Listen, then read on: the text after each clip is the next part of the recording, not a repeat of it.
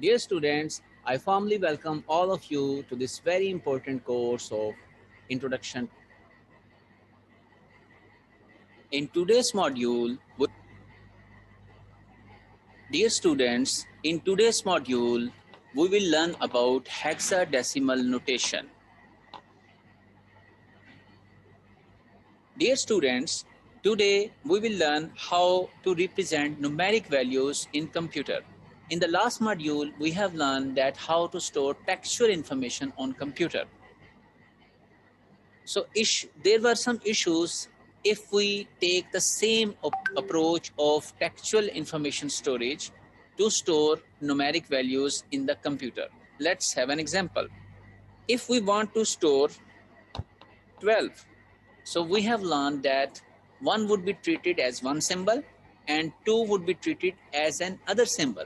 So we would need 8 bits to store 1 from 12 and another bit, a whole byte to store 2. So this means we would need 2 bytes or 16 bits to store only the digit 12. However, we will shortly learn that with the usage of 16 bits, we can actually store 65,535 numeric values. So that is really a surprising fact. So if we use the only textual information processing approach, storage approach here, we would only information processing approach here, we would only be able to store 2 byte to store 2 digits. We would only taking 2 bytes to store 2 digits. So this means that we could store 99 in the 16 bits. That's it. So the maximum number which can be represented in. Dear students, in the last.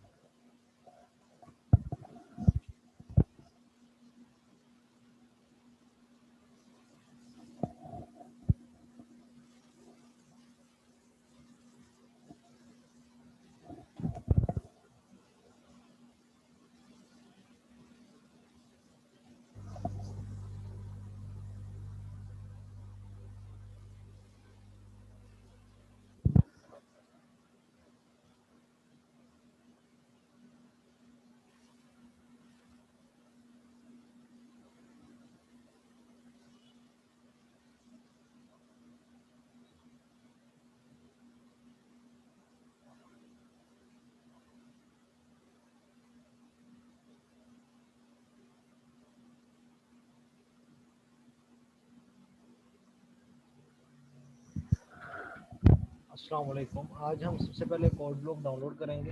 तो आप यहाँ पे लिखेंगे code block download, और यहाँ आप इसको दूसरी तरह लिख लें, डाउनलोड कोड ब्लॉक्स।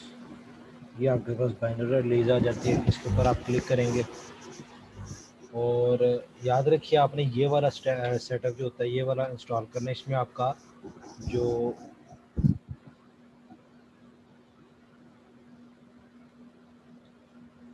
ये वाला इसमें आपका जो कंपाइलर है वो आपके पास साथ में आता है, नहीं तो आपको जो कंपाइलर है वो सेपरेट से जो है वो इंस्टॉल करना पड़ता है। इसलिए आप इसको सिंपल जो है वो डाउनलोड कर लीजिए। मैंने ये डाउनलोड किया हुआ है, मेरे पास पड़ा होगा तो मैं ज़रा इसको निकाल लेता हूँ।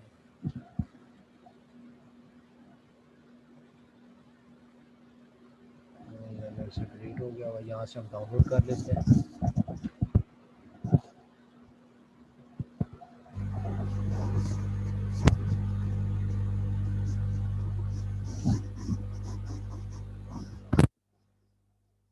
डाउनलोड कर देगा, इसके बाद फिर हम इसकी इंस्टॉलेशन देखेंगे।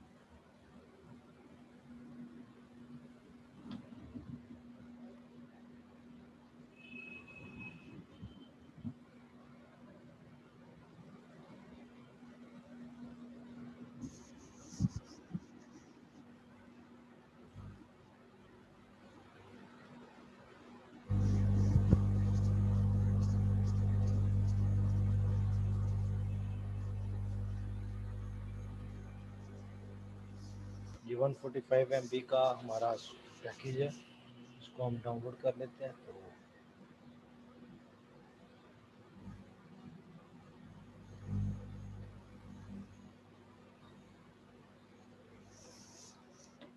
लिंक मैं आप लोगों के साथ शेयर कर देता हूँ चैट पे।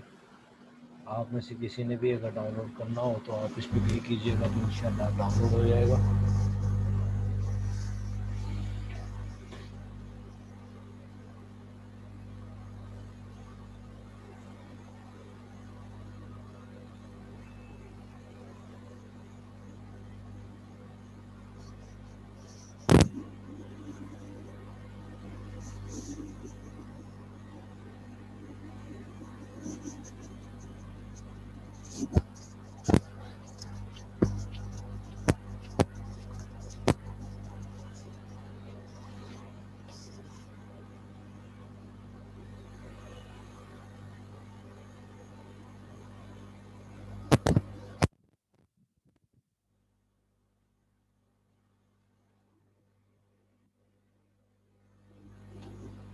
इसको हम ओपन कर लेते हैं।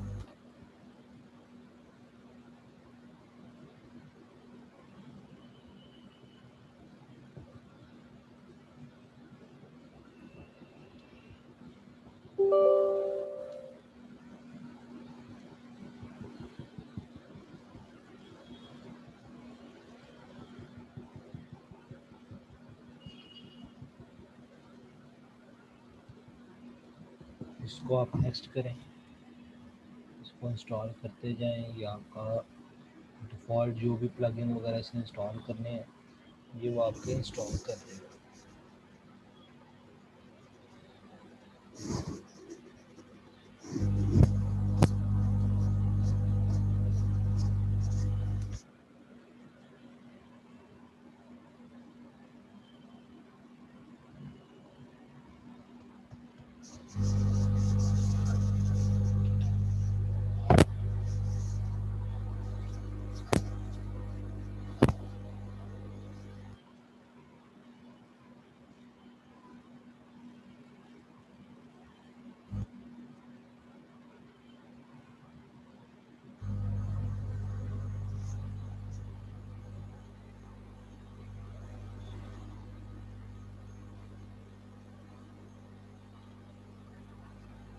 आप में से जिनके पास लैपटॉप है मैंने लिंक दिया हुआ है, आप उस पर तब तक डाउनलोडिंग लगा लीजिए।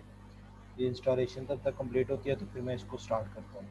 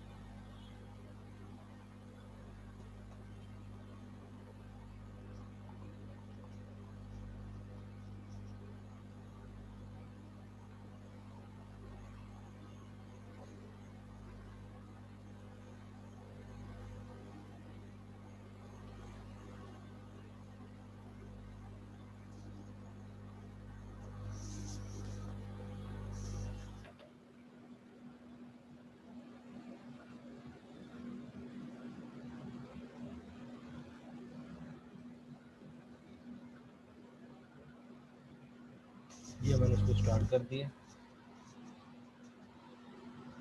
ये अभी आपका कोड ब्लॉक यहाँ पे ओपन हो जाएगा।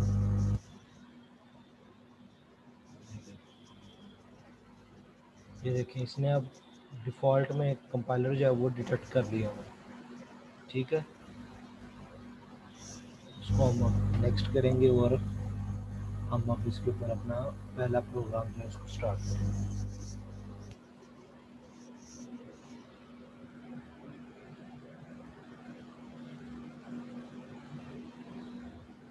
अच्छा जी, अब हम सबसे पहले न्यू प्रोजेक्ट क्रिएट करते हैं। यहाँ पे अब आपके पास उसने ये सारा कुछ पूछ लेता है आपने उसको किस लैंग्वेज में करना है। ठीक है, यहाँ पे आपके पास डिफरेंट जो है वो उसने दिए हुए हैं। यहाँ पे हम अब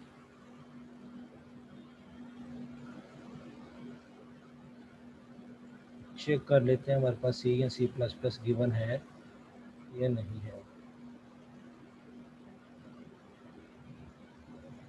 हम एक कंसोल एप्लीकेशन ट्राई कर लेते हैं। ये देखिए C++ में हमने काम करना। प्रोजेक्ट टाइटल हम टेस्ट कर लेते हैं और इसको हम यहाँ पे फोल्डर चूज़ कर लेते हैं जहाँ पे हमें इसको स्टोर करवाना है। मैं इसको व्यू में स्टोर करवा लेता हूँ और ये हमने स्टार्ट कर दिया। अब आप इसमें सोर्सेज में यही आपके को मेन CPP फाइल देंगे। अच्छा, ये उसने आपको एक डिफ़ॉल्ट में एक प्रोग्राम लिख दिया जिसको हम हेलो वर्ल्ड प्रोग्राम भी कहते हैं। इसके अंदर दो तीन चीज़ें हैं जिनको आपको देखना ज़रूरी है। किसी भी प्रोग्राम को चलाने से पहले आपके पास ये एक लाइन आएगी जो लिखी हुई है इंक्लूड आईओ स्ट्रीम। ये होती है हेडर फाइल। ये क्या करती है, ये इंक्लूड करवाती है लाइब्रेरी को। लाइब्रेरी किस कौन सी है, ये हेडर फाइल भी कहते हैं, लाइब्रेरी भी कहते हैं, जो कि आईओ स्ट्रीम है। ये बताती है इनपुट आउटपुट जो हमने लेने हैं वो किस तरह लेने हैं। ठीक है, इस फाइल के अंदर सारा कुछ डिफाइन है इनपुट आउटपुट से रिलेटेड। तो इनपुट आउटपुट क्योंकि हम यूज़ कर रहे हैं इसलिए हम इसको इंक्लूड करवाते हैं। फर्दर जैसे जैसे आप एडवांस लेवल पे जाते जाते हैं आप और एडवांस जो लाइब्रेरीज हैं वो उसको ऐड करवाते जाते हैं। उसके बाद आपके पास है using name space STD। STD का मतलब है स्टैंडर्ड। जो स्टैंडर्ड डिफाइन नेम स्पेस है हम उनको यूज़ करेंगे, उसके अलावा कोई यूज़ नहीं करेंगे। अगर आप ये लाइन मिस कर देंगे तो आपको कंपाइलर इशू करेगा।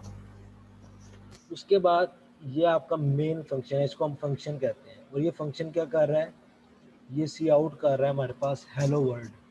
इसको अगर आपने एग्जीक्यूट करना हो तो आपके पास ये दो ऑप्शन होते हैं, ये रन है और ये बिल्ड एंड रन है। हम बिल्ड एंड रन करेंगे। यहाँ पे आपको बताएगा एरर आ रहा है कि नहीं आ रहा। ये भी देखें आप, वो ये देखें ये ओपन हो गया, प्रेस यानी कि वो बंद हो गया। अगर आपका कोई एरर आएगा तो वो यहाँ पे हमें डिफाइन करेगा। अब सपोज कर लेते हैं इसको ख़त्म कर देते हैं हम। यहाँ पे हम दो वेरिएबल्स को ऐड करवाने का फंक्शन लिखते हैं। तो हम दो वेरिएबल ले लेते हैं x और y। ये याद रखिएगा आपने, ये जो साइन है ये साइन लाजमी लगाना, इसको स्टेटमेंट टर्मिनेटर कहते हैं। यहाँ पे हम सीन कर लेते हैं। सीन करने से पहले हम सी आउट कर लेते हैं। सी आउट हमने क्या करना है, एंटर आ नंबर। ठीक है, अब इसको स्टेटमेंट टर्मिनेट। अब क्योंकि हमने आउटपुट में भी नई लाइन के ऊपर आना है तो नई लाइन पे आने के लिए हम ENDL यूज़ कर लेंगे। ये होता है एंड लाइन ऑपरेटर। ये क्या करता है, हमारी लाइन को एंड करता है प्रोग्रामिंग के आउटपुट स्क्रीन के ऊपर। सी इन कर लेते हैं, इसको हम स्टोर करवा देते हैं x के अंदर। सेम दोबारा हम कॉपी कर लेते हैं और इसको हम यहाँ पे पेस्ट कर देते हैं। यहाँ पे मैं इसको चेंज कर देता हूँ सेकंड नंबर पे और यहाँ पे मैं इसको y कर देता हूँ। अब इसको मैं बिल्ड एंड रन करके देखता हूँ कि ये क्या आउटपुट देता है। अच्छा जी, प्राइमरी एक्सप्रेशन यहाँ पे आपने ये नहीं लगाना क्योंकि आपकी एक ही स्टेटमेंट कंटिन्यू है। अगर आप इसको दूसरी तरह करना चाहिए, यहाँ पे अगर आप ये लगाते हैं तो फिर आपको यहाँ पे भी सी आउट लिखना पड़ेगा। अगर आपने सी आउट नहीं लिखना तो आप इसको ऐसे ख़त्म कर सकते हैं। ये देखिएगा मैं दोबारा करूँगा तो ये वहाँ से ख़त्म कर देगा। यहाँ पे ये देखिए एंटर आ नंबर 5 ऐड कर दिया, एंटर सेकंड नंबर 6। ये दो नंबर मेरे से वो ले रहा है। ठीक है, अब हमने क्या करवाना है, एक वेरिएबल हम यहाँ पे वो डिफाइन कर लेते हैं,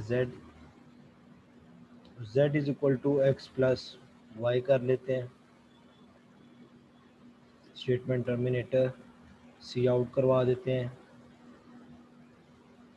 your out your sum of your given numbers is, यहाँ पे हम z लिख देते हैं और इसके बाद हम इसको एंड लाइन कर देते हैं।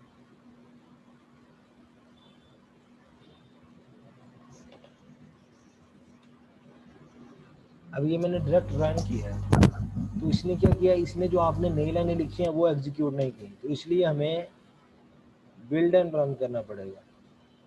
जिससे क्या होता है, वो सारी कोडिंग को एग्जीक्यूशन करवाता है, एग्जीक्यूशन करवा के उसको आउटपुट देता है। यहाँ पे अब मैंने एक गलती कर दी है जिसको हम कहते हैं सिंटैक्स एरर। मैंने लिखने में गलती की है जो आपको यहाँ पर नज़र आएगी। No match for operator, cout के साथ मैंने सीन वाला ऑपरेटर यूज़ कर दिया, यहाँ पर हमारा ये वाला ऑपरेटर यूज़ होगा। अब अगर मैं इसको दोबारा करूँगा तो ये एरर नहीं आएगा। ये चीज़ें आपने देखनी है, ये चीज़ें आपको पता होना चाहिए।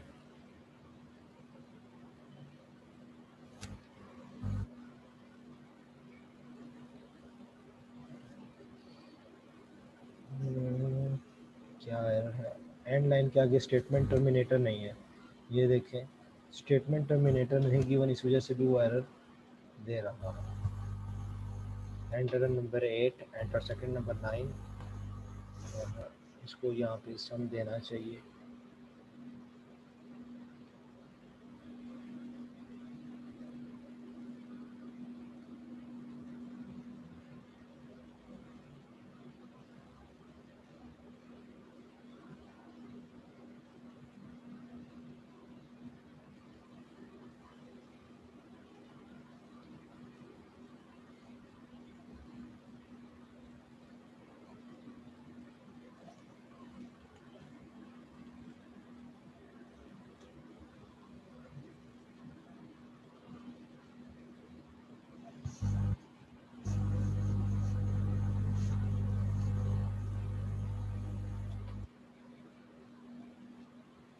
ये देखें उसने हमें अब आउटपुट दे दिया जो भी हमने प्रोग्राम के बाद ये देखे, सम ऑफ गिवन नंबर इज 15। अच्छा, अब सबसे बड़ी जो बात होती है, मैं यहाँ पे आपको एक स्टेटमेंट लिख के देता हूँ। वर्ड की फाइल में अगर ओपन कर लूँ यहाँ पर,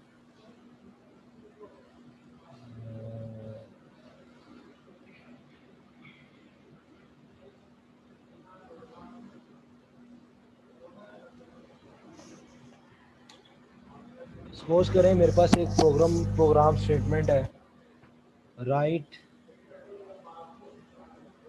ए program to execute table of any number up to 10। कि मुझे एक प्रोग्राम लिखना है जिसको अगर मैं एग्जीक्यूट करूँ 10 तक, यानी कि 10 टाइम का जो टेबल है वो मुझे रिप्रेजेंट करे। इसका अगर प्रोग्राम हमने लिखना है तो सबसे पहले आपको फाइंड करना होगा आपके इसमें वेरिएबल्स क्या हैं, आपने पैटर्न क्या रखना है और आपने उसको सोल्व करना है। सबसे पहले तो आपके पास एक इनपुट है जिसका आपने टेबल लिखना है। सेकंड पे आपके पास टेबल पैटर्न है। टेबल पैटर्न क्या होता है, 2 into 1 is equal to 2, 2 into 2 is equal to 4। इस तरह का आपके पास पैटर्न होता है। अब आपने ये देखना है इसमें ऑपरेटर्स क्या हैं और ऑपरेंड्स क्या हैं। ऑपरेटर आपके पास क्या होते हैं, आपके पास ऑपरेटर्स होते हैं जिनको हम लॉजिकल ऑपरेटर्स भी कहते हैं और दूसरे ऑपरेटर्स भी कहते हैं। यहाँ पे जो हम ऑपरेटर यूज़ कर रहे हैं, हम मल्टीप्लिकेशन का ऑपरेटर यूज़ कर रहे हैं, इज इक्वल टू का ऑपरेटर यूज़ कर रहे हैं। ये एक ऑपरेटर है और एक ये ऑपरेटर है। ठीक है। ऑपरेंड हमारे पास क्या है, एक ही ऑपरेंड है, एक ही ऑपरेंड है और एक ही ऑपरेंड है। ऑपरेटर्स हमारे पास 2 हैं, ऑपरेंड्स हमारे पास 3 हैं। नेक्स्ट हमने ये चेक करना है क्या कोई काउंटर है हमारे पास। काउंटर का मीनिंग है जो कंटिन्यूस नंबर हो, 1 2 3 4 5, इस तरह का कोई नंबर है तो यहाँ पे हमारे पास ये एक नंबर होता है। इसके लिए हम फिर क्या करते हैं, हम कोई ना कोई लूप यूज़ कर लेते हैं। साथ ही मैं आपको भी लूप भी पढ़ा दूंगा। चलिए अब हम स्टार्ट करते हैं। एक हम प्रोग्राम लिखते हैं टेबल के लिए। उससे पहले आप एक लूप पढ़ लीजिए जिसको हम कहते हैं फॉर लूप। फॉर लूप का सिंटैक्स क्या होता है, इसको हम कुछ इस तरह से लिखते हैं, आपको ये स्मॉल में आएगा। यहाँ पे आपका एक वेरिएबल आता है, सपोज करें x। यहाँ पर आपकी कंडीशन आती है x is less than equal to 10, जो भी आपने कंडीशन लगानी है। उसके बाद आपका इंक्रीमेंट या डिक्रीमेंट ऑपरेटर आता है। अगर आपने इंक्रीज करवाना है प्लस प्लस कर दें, डिक्रीज करवाना है माइनस माइनस कर दें। और यहाँ पर आपकी स्टेटमेंट्स आती हैं जिनको आपने मल्टीपल टाइम एग्जीक्यूट करवाना होता है। अभी हम इसकी एक प्रैक्टिकल एग्जांपल भी देख लेते हैं। ये हम कोड ब्लॉक में आ गए, 2 नंबर हम पहले ले रहे हैं, तो इधर मैं ये कर लेता हूँ, ये ख़त्म कर देता हूँ और ये एंड लाइन जो है इसको मैं यहाँ से ख़त्म कर देता हूँ। इधर मैं एंड लाइन लगाऊंगा क्योंकि मुझे उसको नई लाइन के ऊपर लेकर आना है। ठीक है,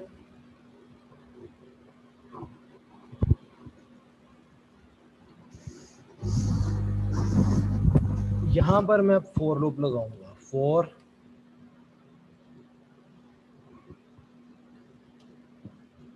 z इज इक्वल टू 1। यहाँ पे मैंने डिफाइन कर दिया कि z की वैल्यू 1 है। अब जब तक z जो है वो लेस देन है या इक्वल टू 10 है, क्योंकि हमें 10 टाइम टेबल चाहिए, तब तक ये लूप एग्जीक्यूट होनी चाहिए। और z में हर एक लूप के बाद 1 का इंक्रीमेंट होना चाहिए। अगर मुझे 2 का इंक्रीमेंट करवाना है तो मैं इसको z is equal to z plus 2 लिख सकता हूँ, या अभी मैंने 1 का इंक्रीमेंट करवाना है तो मैं z is equal to z plus 1 भी लगा सकता हूँ। मैं इसको z प्लस प्लस करके चलाता हूँ। यहाँ पर मैंने ये लगा लिया। अब यहाँ पर मैं एक और स्टेटमेंट भी साथ आउटपुट करवा देता हूँ, द टेबल इज। यहाँ पर अब मैंने पैटर्न लिखना है जिसके ऊपर मैंने टेबल एग्जीक्यूट करवाना है। अब टेबल कैसे एग्जीक्यूट होगा, सबसे पहले आपका वेरिएबल आएगा जो कि यहाँ से एंटर होगा x। इसके बाद आपका ऑपरेटर आएगा जिसको मैं डबल कोटेशन में लिखूंगा। इसके बाद आपका जो आउटपुट आनी चाहिए वो आपकी z की आनी चाहिए, क्योंकि आपकी काउंटिंग चाहिए आपको। उसके बाद आपको क्या चीज़ चाहिए, उसके बाद आपको इज इक्वल टू का ऑपरेटर चाहिए। उसके बाद आपको आंसर चाहिए। आंसर आपके पास क्या होगा, x मल्टीप्लाई बाय z। जैसे 2 है तो 2 1 से मल्टीप्लाई होगा, 2 2 से मल्टीप्लाई होगा, 2 3 से मल्टीप्लाई होगा, इस तरह वो मल्टीप्लाई होता जाएगा। अब ये तो हो गया जी हमारा कंप्लीट। इसको मैं अगर एग्जीक्यूट करूँ तो ये मेरा टेबल एग्जीक्यूट कर देगा, मगर यहाँ पे एक मिस्टेक है। वीडियो अपनी काइंडली ऑफ कर देना होगी।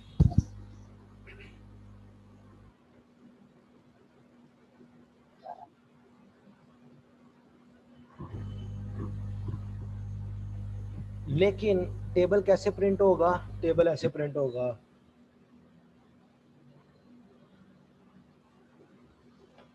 अब मुझे इसको नई लाइन के अंदर लेके आना है। इसको नई लाइन पे लाने के लिए मुझे हर स्टेटमेंट के बाद इसको एंड लाइन भी करना पड़ेगा ताकि वो नई लाइन के अंदर एग्जीक्यूट हो। अब इस प्रोग्राम की थोड़ी सी एग्जीक्यूशन देख लेते हैं। यहाँ पर मैंने 2 इंटीजर्स लिए, मैं एक ले लेता हूँ क्योंकि दूसरे को मैंने यूटिलाइज नहीं किया। उसको कैसे यूटिलाइज़ करना है वो मैं इसको जब एग्जीक्यूट करूँगा उसके बाद बताऊँगा कि आप उसको भी अगर एग्जीक्यूट करना चाहें तो किस तरह उसको यूटिलाइज़ कर सकते हैं। मैंने एक वेरिएबल ले लिया, मैंने एक आउटपुट दिखाई कि एक नंबर को आप इनपुट करें जिसका आपने टेबल प्रिंट करवाना है। नेक्स्ट मैंने वो इनपुट ली। थर्ड के अंदर मैंने एक स्टेटमेंट आउटपुट करवाई कि आपका ये टेबल है। उससे पहले मैंने एक लाइन नीचे ले आया कर्सर को, जैसे कर्सर यहाँ पर था तो एंड लाइन करने से कर्सर यहाँ पर आ गया, यानी कि एंटर प्रेस हो गया मेरा कोडिंग के थ्रू। उसके बाद जब मैं इस लाइन पे आया तो सबसे पहले आपकी फॉर लूप चलेगी। फॉर लूप ने क्या किया, आपको एक नया वेरिएबल असाइन किया जिसको हमने z से रिप्रेजेंट किया। उसके अंदर मैंने इनिशियल वैल्यू 1 असाइन कर दी। अब z चेक होगा यहाँ पे 1 is less than equal to 10। Yes, 1 is less than equal to 10।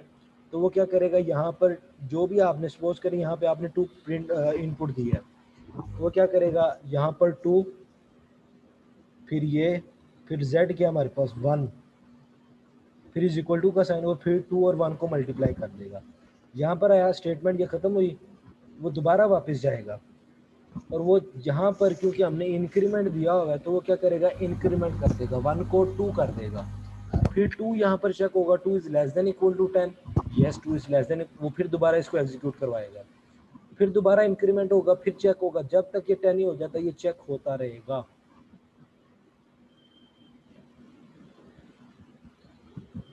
अब अगर इसको मैं, ये क्या होगा, अच्छा, अब इसको मैं अगर एग्जीक्यूट करता हूँ तो ये देखिए स्क्रीन आ गई।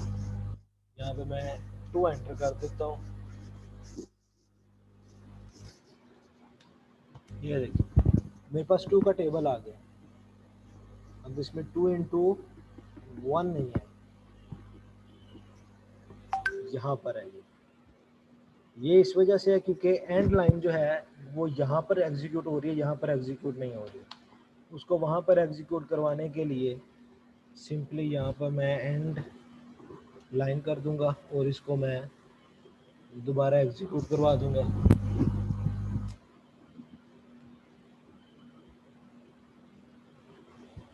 5, ये लें, आपके पास 5 का टेबल लिखा हुआ है। इस तरह आपने जो भी प्रोग्राम लिखना है सबसे पहले आपने उसके वेरिएबल निकालने हैं, उसके बाद आपने उसके ऑपरेटर निकालने हैं, उसका ऑपरेंड निकालना है, और नेक्स्ट आपने ये देखना है कि उसका आउटपुट का पैटर्न क्या है।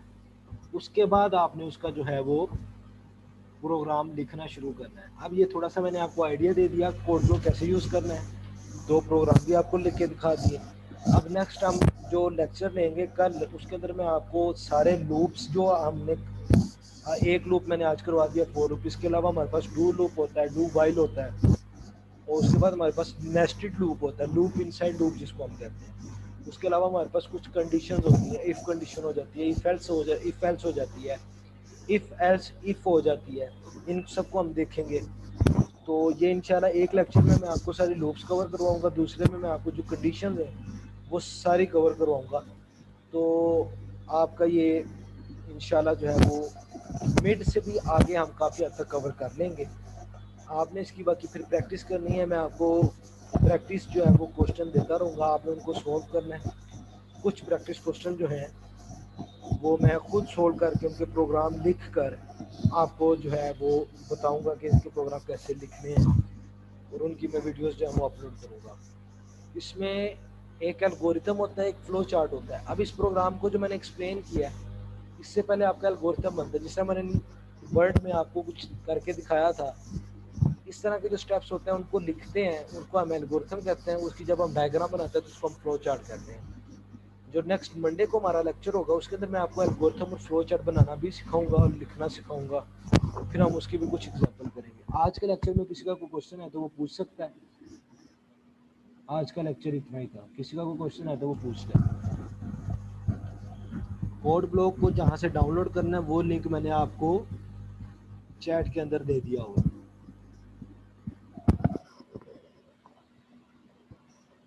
किसी का कोई क्वेश्चन नहीं है?